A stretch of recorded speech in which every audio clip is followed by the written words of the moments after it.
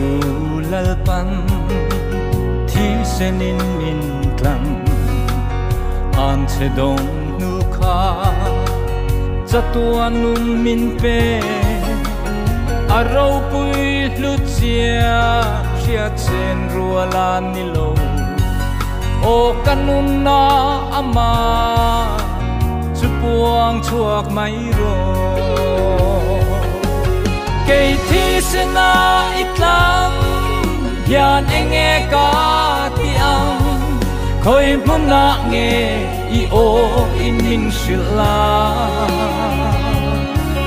lom har sa she o min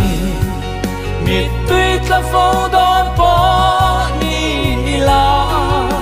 apoi lo ve lal pa dam chung rei si lo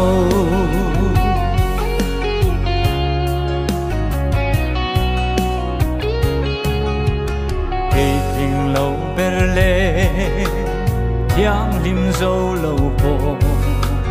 chatuan hun min bua sai sak mun nuam chu ama wang chu ram ka chan don wangin katana luper chu lalli suwa ani kei thi se na itlang hian enge ka ti ang khoi mun na nge I o in min shila lom har sa she o min mi tui tla fo don po ni ila apoi lo ve lal pa dam chung rei si lo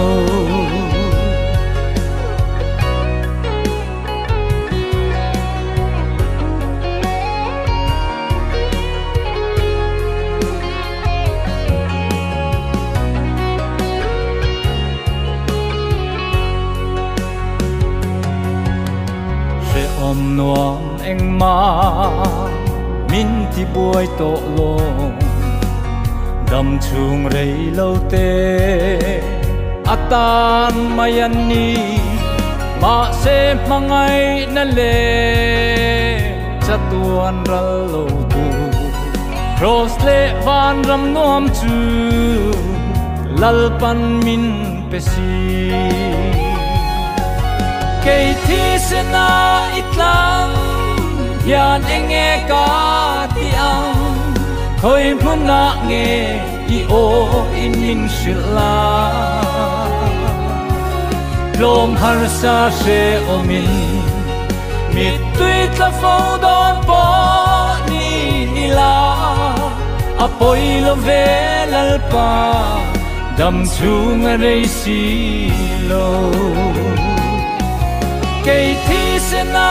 itlang hian enge ka ti ang khoi mun na nge I o in min shila lom har sa she o min mi tui tla fo don po ni ila apoi lo ve lal pa dam chung rei si lo apoi lo ve lal pa dam chung rei si lo